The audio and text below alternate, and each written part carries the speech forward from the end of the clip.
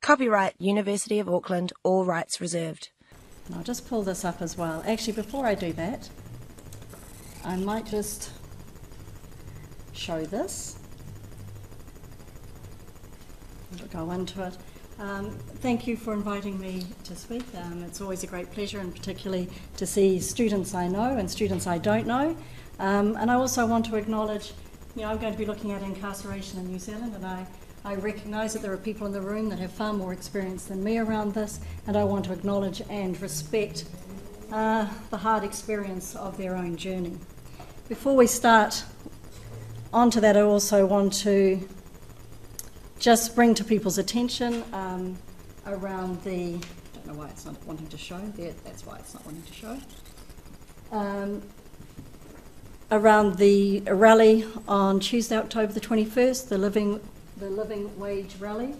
There's a number of us speaking at that, and it would be very good to have everyone there. It doesn't want to show that, so I'm just going to go back to the lectern computer, which it did seem to want to show. So let's have how I'm going to do this, and for those of you who are a little bit more familiar with the way that I often show it is that I often have a number of things going with me doing the speaking and with the slides telling another story, and often a number of stories. So I'm wanting those things to sort of go at the same time. In terms of my background, I'm a sociologist. I have a very significant interest around criminal justice system, and I'm also the director of Ngāpai o Te Manamatanga, which is the National Centre of Excellence, the National Māori Centre of Research Excellence. And this is an area that is also important to us as we go forward, both looking at our great successes and the huge opportunities and challenges that face Māori, but also recognising around what happens at the periphery, what happens in the margins. If we are truly to change our society, if we are to work with transformative intent, we must work at the margins as well. If you're actually going to change society, it cannot just work from the top. In fact, it will not work from the top. You get transformative change from working at the margins and from the bottom, and just, again, a recognition of that. So I've got a whole lot of things going on here, and I'm wanting to sort of start with a number of things. One is around that statistic that we all know. If we think about any sort of social indicator, any statistic that we're most familiar with, if you ask it, if you go, the first one is usually how many sheep we've got, and we usually get that wrong. We usually say how many sheep we've got from back in the day, when we had 60 million sheep in this country. A lot less sheep now, only 20 million. But that's sort of the first statistic that we know. The second one often is that Māori make up over 50% of those that are incarcerated in this country. Now that's that statistic that we all know. And I want us to think about that straight away, about what this does when you have a statistic that you don't interrogate, a statistic that you just let sit there, a statistic that you just think is normal, natural, like the rivers that flow, like the trees that grow. The fact is, it's not a natural condition, it's a socially constructed condition. And again, we must recognise our power, that if it has been socially constructed, we can deconstruct it. It is not a matter of nature, it's a matter of social conditioning. So I want to think about that. I'm actually just going to slow this, what I'm just showing you what you've got here is, because I'm talking about stories of confinement, what I want us to recognise that incarceration is just one form of confinement. That those who are most likely to be confined in our institutions presently, that the prison is very rarely their first form of confinement. And their form of confinement is either through care and protection, through SIFs, through youth justice, through a whole range of things, through foster families. And we can see that historically this is part of New Zealand's story. In many ways it's part of New Zealand's story that is largely untold. And I do want to tell some of that story today. Before I do it, I want to look really closely at that notion around overrepresentation. Some of the problems with using that term in a way that doesn't interrogate it. So if you think, in some of the courses that I teach, I'm stunned in how many times in one lecture I would use the word overrepresentation when I'm talking about particularly Māori and Pacific people being overrepresented in virtually every negative social indicator. So we've got to be careful when we use these terms and how we use them. So while it is often descriptively correct, it is a less than useful designation because it is monolithic in concept and practice. It tends to depict the prefix, the over, as unproblematic, hence normalising it, naturalising it. And most importantly, it renders invisible the social structures and mechanisms that create it, that engender it, that produce it.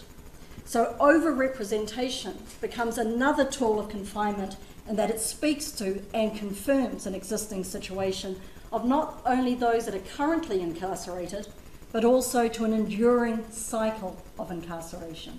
An enduring cycle of incarceration. It's not that 50% of the people who are incarcerated now are the same 50% that were incarcerated 10 years ago. Unfortunately, too many of them are churning through. But it speaks to this constant sort of churn, constant cycle, constant numbers of young people going through, going in, going out. So this sort of churning sort of sense around what that cycle of incarceration means. It describes the systemic churn that ensues, but it also then, as I said, normalises, naturalises in some way, is then seen nearly as sort of a particular group's destiny. So I have argued in other places around, is prison a matter of descent, given that disproportionality? Is it some form of sort of genealogical inheritance? Or is it related to dissent, to resistance? An act of resistance against mainstream societal norms that have largely ensured the systemic frustration of aspirations, particularly of Māori and Pacific peoples, but of the poor, of those that live under conditions of deprivation and scarcity. So while I've really struggled, and I continue to struggle, to come up with a word that replaces over-representation, I remain aware of how closely the word and its use and the experience associated with it speak to a high level of social constraint and blocked opportunities. And it's something that I want you to think about, you know, when you use that term. Many of you will use it in your work, will use it in your writing, will use it in your essay forms. Think about it every time you use it. What does it actually mean to use it? What does it speak about the structures in our society? Now, when we're looking through at these images that we've got here, as I said, when I'm talking about stories of confinement, whilst they usually, when we think about confinement, we largely consider the prison, I'm wanting us to recognise the sort of whakapapa of confinement, that the young people, you know, my work, I spent a lot of time in prisons, mainly at Wiri, at the Auckland Regional Women's Prison, more recently also going to the prison, the women's prison in Wellington, Arahata. But when I'm working with the women in those prisons, very few, in fact none of the women that I've worked with weren't confined prior to coming to prison, weren't confined in some way, weren't in youth justice residence. They were all in youth justice residence, nearly without, 80% of all young people who find themselves in prison at the time of conviction, so those are 16 to 18-year-olds that find themselves in prison, not in a youth section, in prison at 16 years old, 16 to 18-year-old, 80% of all of those young people are in SIF's care at the time of conviction. So are in SIF's care. So who is the parent at the time of their conviction? The state is the parent. The state is the parent. And for most cases, the state has been the parent of those young people's lives 5, 10, 12 years. A lot of the young women I work with have been with the state as parent from the time they're 3 or 4 years old. So again, to sort of think about those sorts of, think about confinement. And think about confinement in a range of other ways in New Zealand as well, in terms of the confinement of that frustration of opportunity, of aspirations. What does that mean? What does it mean in the lived experience of young people? What does it mean that I can be speaking to a 16-year-old and we're trying to find a good memory for a bit of NCEA writing that we're doing, and that at 16 she is unable to find any good memory? Now, what does that mean?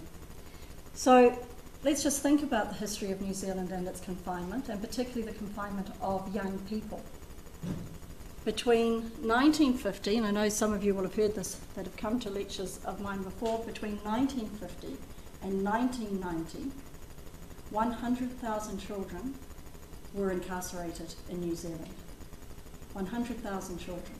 And those children were from the ages, those were all under 17 years old. In 1975, and that was absolute direct response to policy. This was a policy that thought that children needed to be both in care and protection and needed short, sharp exercises to pull them in to line. And so there were a whole range, and I'll talk about some of those institutions in a moment, but there were a whole range of these institutions. 100,000 children.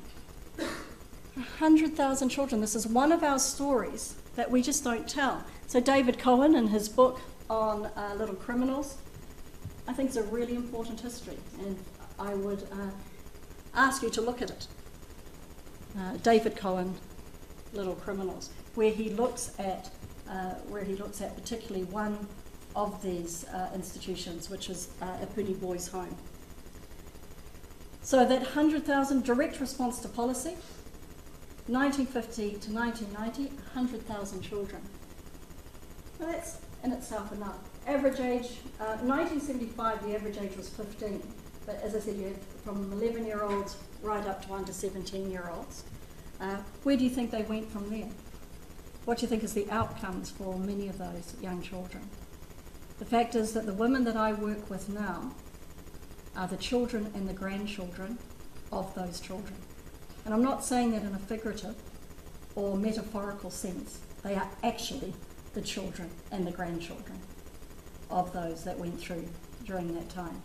This is exactly how it moves. So let's just sort of take a step back and think. I started off with these sort of the social statistic that we all know. How do we make sense in New Zealand of the fact that we've seen a crime rate declining, following international trends, for the last 20 years? So we've seen a crime rate declining for the last 20 years, again, following international trends. And in that same period, we have seen our prison rate, our prison incarceration rate, increase threefold. How do we make sense of that? It seems that there's an obvious contradiction. Others would argue, no, it's working. See, it's working. The crime rate's declining because we're putting them all in prison. Some have argued that we don't have a crime problem in this country, that we have a prison problem in this country.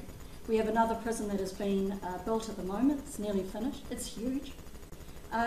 We will create, when that prison is finished, which is out by Woody, right next door to the women's prison, right next door to the youth justice residence, we will have in New Zealand for the first time an incarceration precinct in this country. And how far it is away from us? It's 15 k's away from where we're sitting now. Where we're sitting now, this time next year, you'll have a men's prison that will be moving towards filling up. They will close down one of the other prisons down the line that's old and no longer fit for purpose, whatever that purpose may be. But we will have a prison there, very large prison. Any of you flying into the airport, into Auckland Airport, and if you're sitting on the left-hand side of the plane and you're doing a Manukau City approach into the airport, look to your left and you'll see that complex. You'll see the women's prison, you'll see the much, much larger new male prison there, and you'll see the youth centre right next to it. And for a lot of the women that I work with, they virtually did just come across the fence. They came from YJ, Youth Justice, into Wiri. And they often point to it. You know, when we're talking, they'll always sort of be pointing into the air, knowing where it's there. I mean, first there was sort of, particularly amongst some of my younger women, there was sort of general glee and jubilation when the male prison was announced. It was like, I said, you know, it's not like boys' high school, there won't be dancers. But there was just the sort of sense around what it meant just having the men that close. They put a big sort of thing in between, because I think that there's also a recognition of that. So when we think about statistics and incarceration statistics, what do we have to recognise? We have to recognise that what do these statistics mean to us? One, that they're devastating for the victims of crime, and I recognise that and acknowledge high levels of victimisation in this country. They are devastating for individuals, they are devastating for whānau, they are devastating for communities.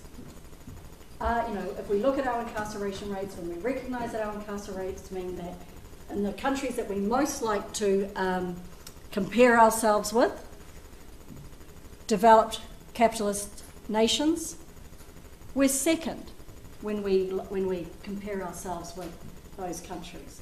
Second. Are we the second most dangerous country in the world? Many of you will hear that. Again, how do we understand it?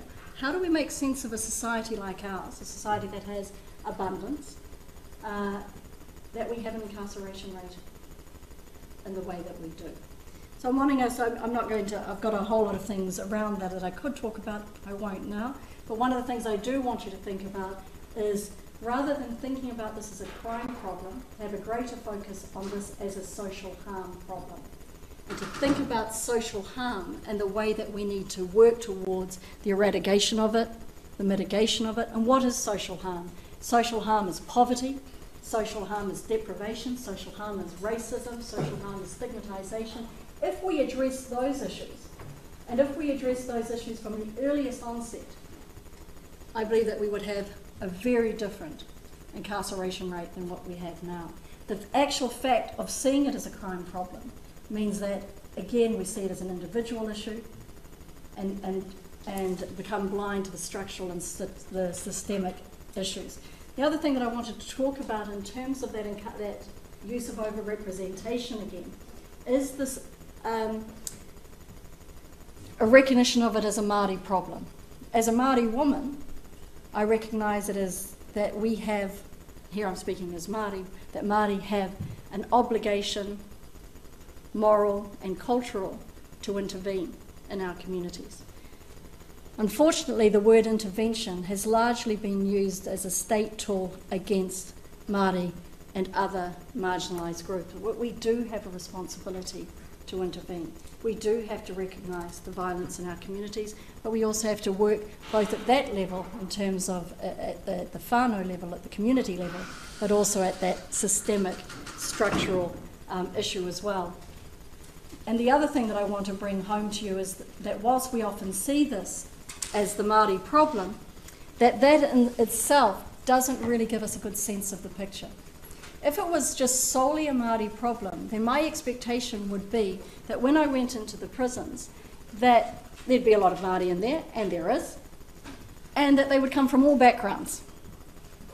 They come from all backgrounds, it's a Māori issue, and Māori are in every socioeconomic group. But what is very clear from any time that you spend within prison situations is that people largely come from the same backgrounds and have very familiar characteristics. It's nearly relentless, in fact, in terms of getting that type of data. So what we're seeing is a very high-level churn through a relatively small slice of society, which also does sort of indicate that there is that different forms of intervention, and I'll speak to those right at the end, could make a very significant difference. So I've already spoken about David Cohen's book, and as I said, his book really points to the fact that this confinement of children in New Zealand society is largely an invisible story. Right from the early days of contact and settlement, there have been forms of confinement, but as I said, it was really in that particular period from the sort of 1950s, and we can see the Hun report, we can see a whole range of things that put policy into place around dealing with the problem of children, that 100,000 children, mostly Māori, right at the beginning of the 1950s, it was a pretty even split between poor Pākehā children and poor Māori kids. By 1975, it was about 80% were Māori kids, and you're starting to see the Pacific, particularly Pacific boys, not Pacific girls, but Pacific boys, also coming through. And there was the sense that there was a need to lock them away, that was actually addressing a societal need.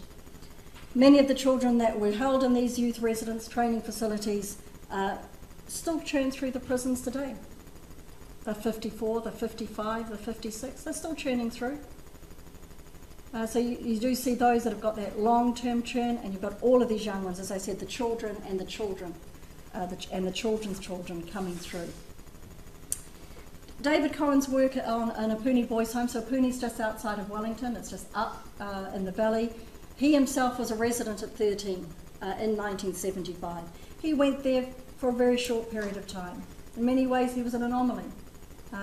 He was from a poor family, but he was from a poor Pākehā family. He went through relatively quickly, but even the short time he went there obviously stayed with him as one of those sort of searing experiences. And in his book, he weaves the sort of insider experiences, archival research. He does a lot of policy analysis, and he draws on narrative and participant accounts of that experience. So by 1975, sort of seen as the apex in terms of our confinement of children, you had that Apuni's Boys Home at that time was just one of 21 similar institutions throughout the country. The average age of children sent who were confined, who were incarcerated, were 13, though there were both younger and older children. They were sent there for a whole range of reasons, care and protection, as I said, so they were sent there because they were in homes where there was violence, there was homes where there were social problems, there was homes where sometimes they were just poor. There's one of the narratives in the book. He was from a family of 13. They picked him up largely because, as far as he could understand, they were poor. He hadn't been in trouble. His father had lost a job recently. They were struggling. The family was struggling financially. And he said, as far as he could understand, he was picked up because they were poor. So you had kids there for care and protection, but you also had those that were in for status offending, underage drinking. You had those that had run away from home. Again, why do kids run away from home? Why do girls run away from home? Why do boys run away from home? That's the reason to incarcerate them. There's some fascinating stories and histories actually around runaways, particularly around girl runaways, that become criminalised by trying to escape their victimisation. So just the point of running away and the fact that the runaway is nearly always seen as sexually promiscuous, that in many cases young girls have been incarcerated through no criminal forms of offending as well, but the actual victimisation has criminalised them. There's also a number of children there that were in for criminal offending, some of them quite serious offending. A report commissioned by the Ministry of Social Development on the Koheteri Institute, which was established as a rehabilitation centre for young male offenders, mainly in the 14 to 17-year-old group. And you can go and look at this in terms of historical impact reports, which looks at, amongst other things, abuse that occurred within these residences. There was a hierarchy of violence that occurs when you put the 11-year-olds with 16-year-olds, where you put in kids that are in there for care and protection and kids that are in there for a whole lot of problem. What do you think falls out in that system? What type of structure occurs? And certainly when you read these reports, you see that all of those things are occurring.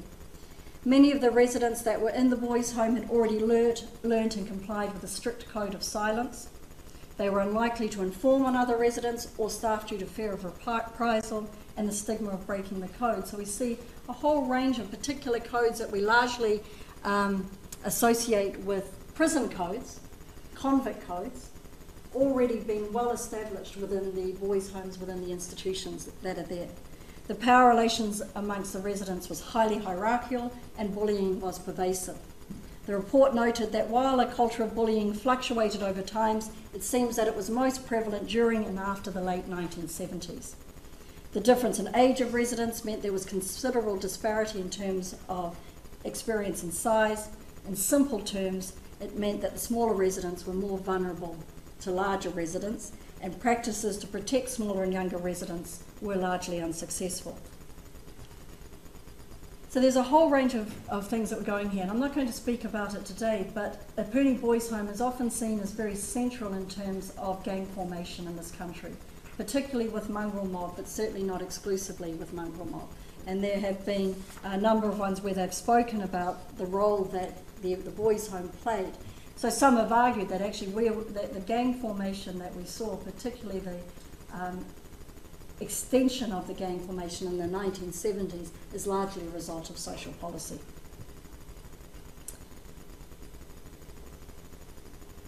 So I don't want to spend too long on it because I'm hoping that some of you will look at this, but what happens within these institutions of confinement? What happens in terms of around those aspirations, around those opportunities, around issues of trust and mistrust? What do we learn within an institution? So think about, you're all in an institution, we're all institutionalised here to a degree, but this is not a total institution. There are not we spend part of our life here, not all of our life here. We have lives that occur outside of it. But when you're in a boys' home, when you're in a form of confinement, when you're in a girls' home, that is the total institution. All experiences occur within it. And in terms of its socialisation, it's extremely hard in terms of informing. What we know now, which still holds today, the earlier that you have an engagement with the criminal justice system, the longer the life course effects. And again, we see this in this terms of confinement. And I always make the argument, if I went to prison today because I embezzled my employer, I would go to prison, I would do my time, I would get out, very unlikely I would return. If I find myself, if I had a very different experience and I was confined at the age of 10 or 11, if I was moved from foster home to foster home, on average in the 1960s and the early 70s, a child put into care would probably in the first year of care be in 5 different homes in 3 different regions. One child, first year of care. We're doing better than that now, but we're not doing a whole lot better. There is still an incredible high level of mobility of those that are in confinement. Less than in the 70s, but we still see that today. So we can see that homes, institution, forms of confinement, hardly therapeutic. We've got some pictures up here of Lake Alice, and I do want to just speak very briefly around Lake Alice. So many of you will know that Lake Alice was a psychiatric institution where adults and children were held, and they were subject to a number of treatments, one of them around ECG. So the use, ECT, sorry, was used there. For adults, it was used as a form, so this is electroconvulsive therapy. For adults, it was used as a form of therapy, and again, is still used today. And I don't wish to speak to that. For children who were at Lake Alice, it was used explicitly as a form of punishment. And in fact, children who were subject to ECT at Lake Alice, the instructions were before the treatment started, they were told that it was a punishment. Actually told. And this was because the chief child psychiatrist, Dr. Selwyn Leeks, believed that, in fact he didn't just believe, he was absolutely convinced that ECT could be used as an aversion therapy, and here I'm quoting him, a way of putting wayward young patients back on the straight and narrow. The average age of a child, overwhelmingly Māori, at Lake Alice was 11 years old. 11 years old. Again, part of the New Zealand story that we don't know.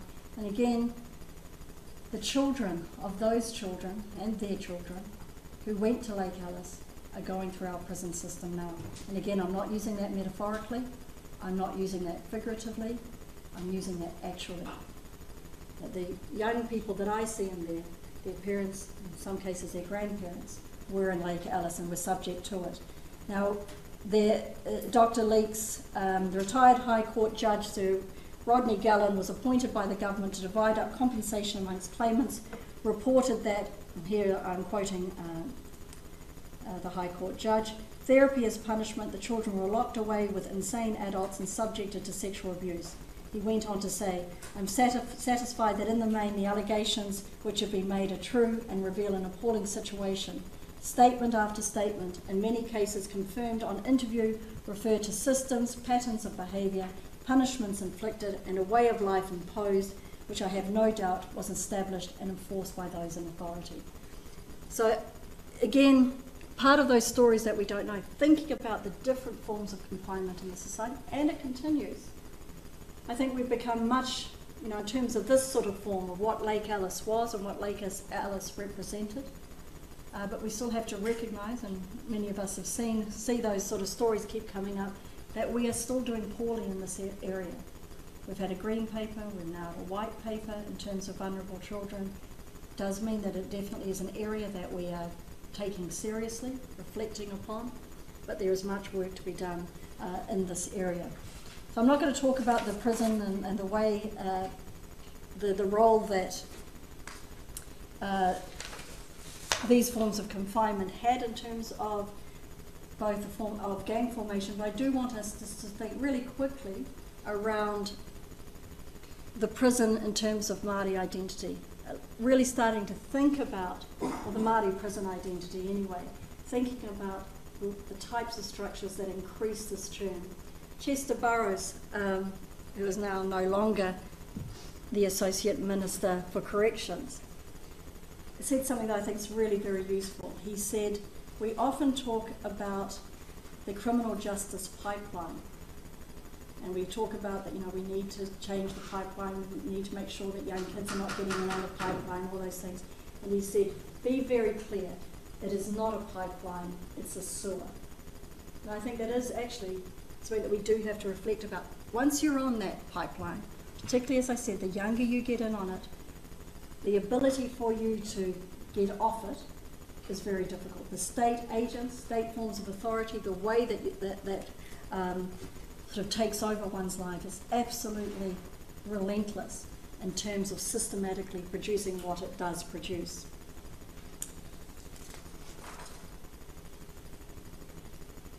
I've spoken already around sort of victimisation and the sort of thing that we have to think about. If I go back to that issue around social harm, I think it's absolutely the crux of what we need to be working for, and I'm hoping that here I see fellow people of action, and that is really addressing these issues of social harm. So what is social harm? So social harm, then, much more useful than using this terminology around crime. This is not to say that crime doesn't happen, it's not to say that people are not victims of crime, obviously they are. But if we address issues of social harm, and if the social harm is a much broader purview of looking at it, so that we look at what does it mean in terms of what are the outcomes of living under conditions of poverty, what are the outcomes of living in terms of deprivation. We know it in terms of health, we know it in terms of education, and we know the evidence base is very clear in terms of justice. So we do need, these are ways that we can intervene, we can mitigate. There's policy that's in place. In 2012, I was the co-chair of the Children's Commissioner's Expert Advisory Group on Solutions to Child Poverty, and one of the things that we recognised there is that actually this country has about as much poverty as it can tolerate. So it's got a high tolerance for children's poverty. We have a poverty rate amongst the elderly of around 3%. It's because we don't, there's not a high tolerance for elderly poverty in this country. We have a universal benefit for the elderly. So if you compare it with the US, for example, the US has very high child poverty rates and it has very high elderly poverty rates. New Zealand has low elderly poverty rates. That's a great thing. And that's a very good thing. But it does show that there are policy levers that can be put into place that create change. Now, one of the things when I was doing the work on child poverty was, it was always interesting to me how quickly that you move from when you're discussing child poverty, you're looking at 260,000, you're looking at 275,000 children, 280,000 children who live, depending if you're using a 60% median wage, there's a whole range of indicators that can use for child poverty, but it's very clear what the experience of child poverty is. You don't have to convince school teachers in low decile areas, you don't have to convince GPs frontline, you don't have to convince those that work in hospital that child poverty exists in this country. They see it on a day-to-day basis. But one of those issues of when we talked about child poverty was how quickly the discussion moved from child poverty to terrible parenting. Usually between 6 to 30 seconds. So that's an interesting thing that it tells us about New Zealand, because what it seems to be saying is that we would rather that children lived in poverty than ever reward bad parents. It also seems to show that all these 270,000, 275,000 kids have all got bad parents. I've already shown you that most of the young people I see, the state is the parent when they come into the system. So there's a very high tolerance for child poverty. I think there's been a lot of action over the last few years. There's been people from who have worked in the poverty space for 10s, 20, 30 years, they themselves have seen that there is a change, that we are starting to see attitudinal change in terms of a lower acceptance that poverty, and particularly the child poverty, exists in our society. But that's a real form of social harm. There are things that you can do, you can determine to do. Countries that have got the lowest child poverty in the country, Scandinavian countries with the lowest child poverty, people always come back and say, yeah, they've got oil money, they're wealthy, they're homogenous countries. But you've got to think that the policies that Sweden and Denmark put into place, Norway, they put into place in 1946. After the war, they were not wealthy. They were not rich. They were poor. And they made a decision, which you can follow through in terms of their policy, they made a decision, this is the money we've got. How do we want to spend it? And one of the things they determined was to invest it in early childhood. So that was a decision they made, not a decision made of wealth. There's certainly a whole lot of wealth coming through there now, and they're actually, one of their issues is that as they get wealthier, they're starting to see greater levels of disparity. But the policies that they put into place immediately after the war, when they were not in the financial position that they're in now. They made decisions about the type of society they wanted to create, the type of society they wanted to live in, the types of values that they wanted that society to articulate. So again, we have to be clear. We have a lot of corporate welfare in this country. We've seen it particularly post-2008, where we don't call it corporate welfare, but where we've seen corporates be aided and abetted by their poor practices, by being rewarded by that in terms of high-level government intervention. And there's a rationale and a narrative put forward for why that happens.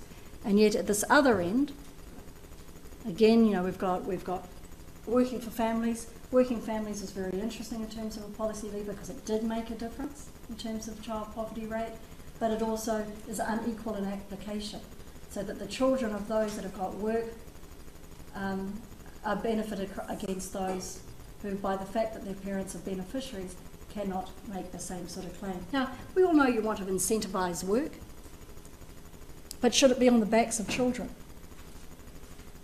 You know, is that the policy lever that you want to have?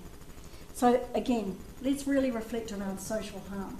If we dealt with social harm in the earlier stages, I think that we would have a very different social landscape that we'd be looking at now. Oh, it's got stuck on that one. The other thing that I want to think is that it's very easy in New Zealand to talk about victims and offenders as if they were two quite separate groups. That we talk about victims as if they were different from offenders both demographically and morally. And of course the world is not that black and white. And if we look at the New Zealand Crime and Safety Survey, it tells us that 50% of all victimisations are experienced by only 6% of New Zealanders. 50% of all victimisations experienced by 6% of all New Zealanders. And that the social and demographic indicators that identify those who are most likely to be victimised are identical to the markers for those most likely to be offenders. So the life stories and cultural context that weave victims and offenders together, often within the same person, make any artificial separation between offenders and victims just that, an artifice and an oversimplification of a complex world. We have for women coming into the prison system, we have around about 100% victimisation rate. We usually say we have a 90% victimisation rate in terms of women coming into prison. That victimisation rate largely characterised by violence, and particularly sexual violence. Much of that sexual violence occurring at a very young part of the life course. Men going to prison also have very high levels of victimisation, particularly high levels of violent victimisation, again, often occurring at a very early stage of the life course. Our prison population is like prison populations all over the world, in that it is young, predominantly male, and poor. About 92 to 93% of the prison population is male, but it is the women where we're seeing the greatest growth. And again, that follows international trends. So we've seen about 287% increase in the female incarceration rate over the last 10 years. Costs about $92,000 to keep a man in prison per year. It costs about $108,000 to keep a woman in prison every year. This year we will spend $770 million in custodial, straight out of the budget, vote justice, straight out of the budget, $770 million just on custodial. Not at any other part of corrections, just on custodial. We have about 9,000 prisoners, but we process around 21,000 per year. Many people churn back through that prison system due to administrative, breaches. So they're released on a range of conditions, and they breach the conditions. You go back, you do get an extremely high churn. In terms of that high administrative breach churn, overwhelmingly Maori are more likely to go through. So some of you are very aware of the work of Just Speak. Some of you will be members of Just Speak. Again, as sort of a youth arm of Rethinking Crime and Punishment, where they looked very closely last year at who does go to prison. So it's not just that we've got this 50%, and if we look at women, the women prison population is 65% of all women in our prison system are Maori, so higher than the rate of men. If we look at women between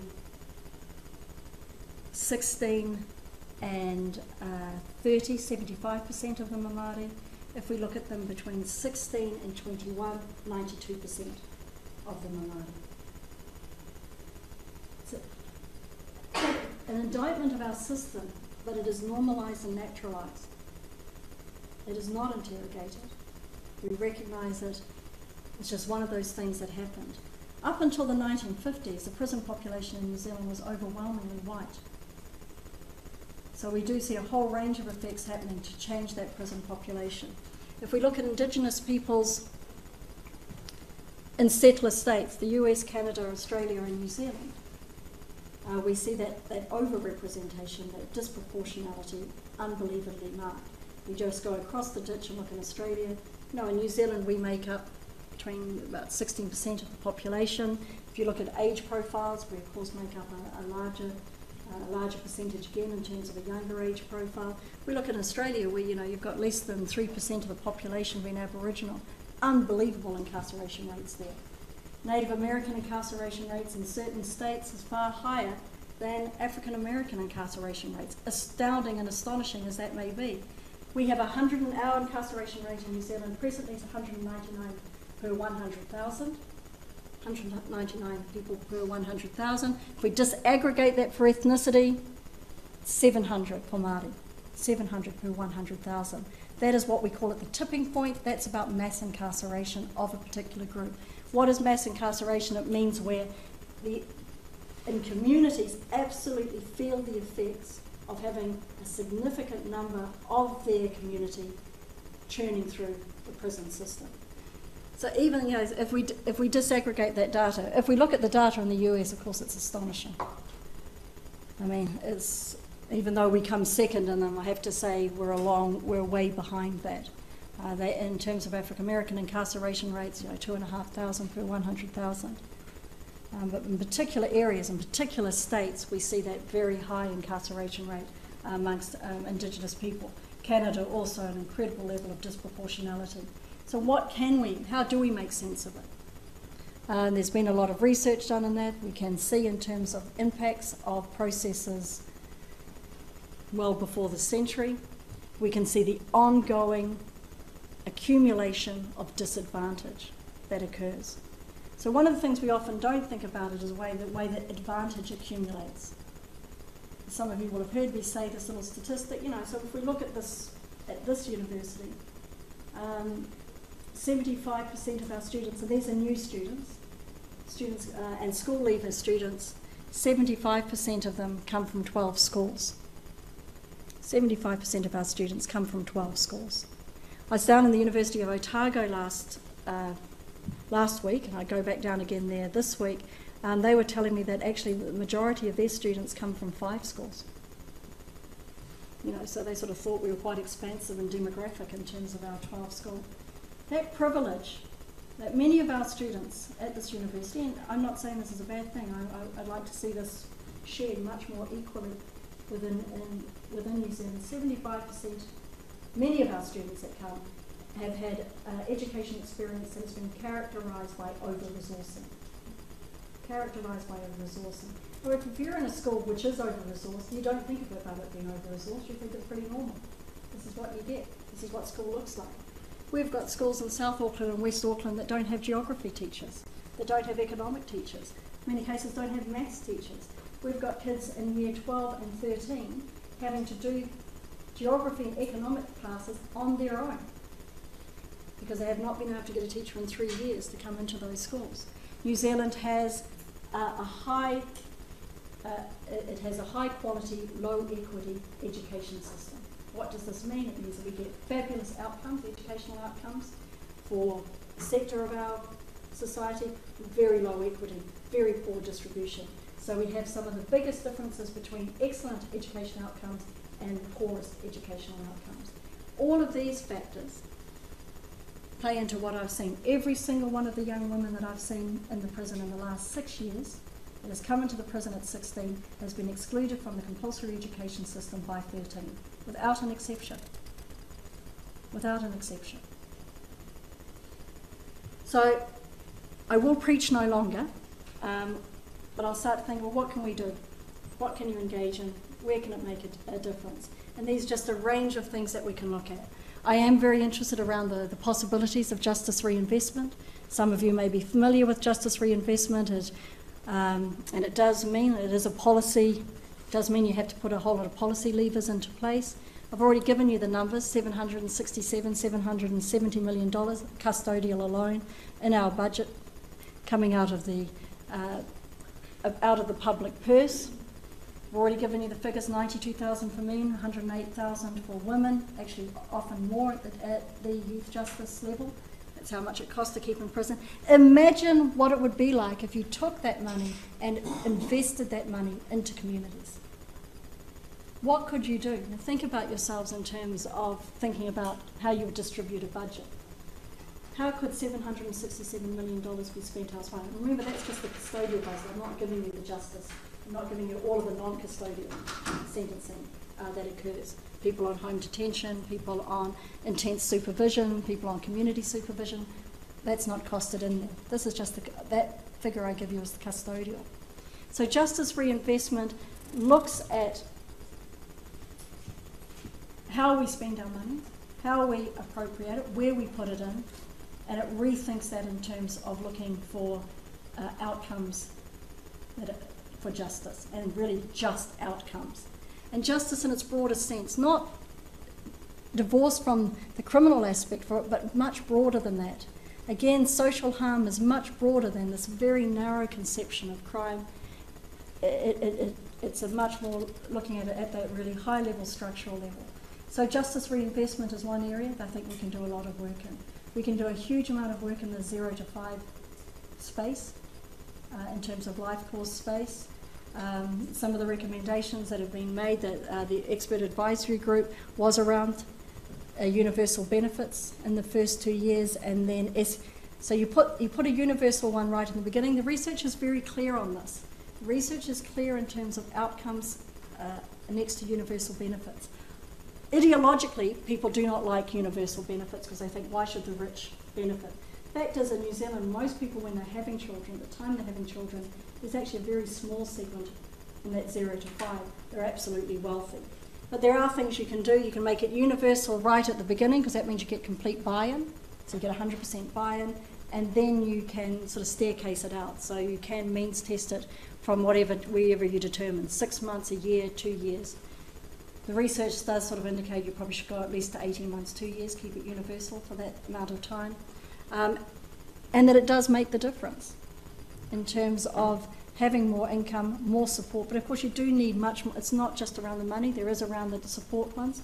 We have many families and whānau in New Zealand that don't have the support mechanisms in place.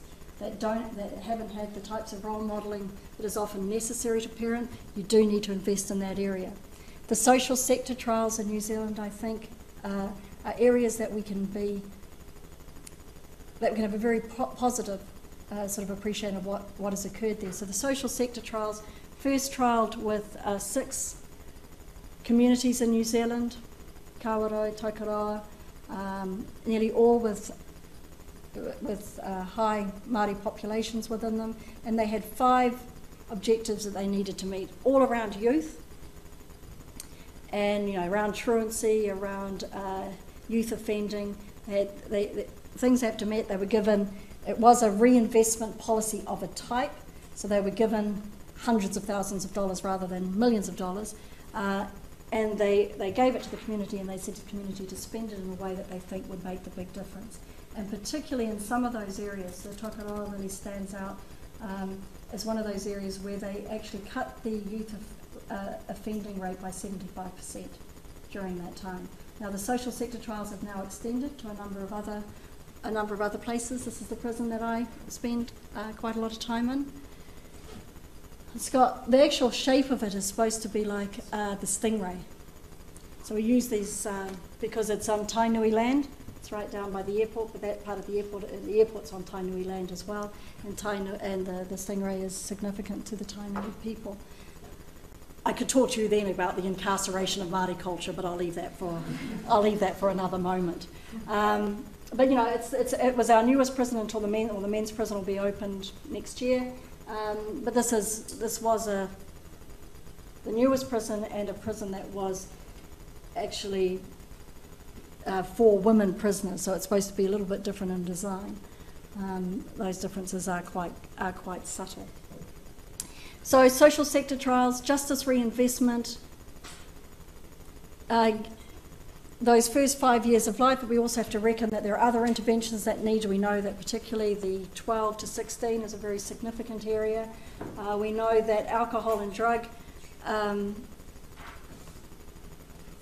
I won't even go on around decriminalisation at the moment, but the fact is that it does criminalise an incredible amount of our young people. And even though young and old partake, it's the criminalisation of the young and of marginalised groups that we actually see churning through the system. We do know that drug and alcohol treatment centre, the outcomes from drug and alcohol treatment work much better outside of the wire than inside of the wire. If you're going to work on that issue, work on it outside of the wire, not in. Ngāwhā prison is another one. This is the prison up north. In many ways, this is an interesting policy response, because this was responding to the cry from Māori that their whānau, their kids, were too far from them. So we said, oh, that's good, we'll respond to that. Of course, when they did respond to it, this particular iwi, or the hapu there, largely resisted it. It's a site, a really important historical site for Māori, Ngāwhā prison.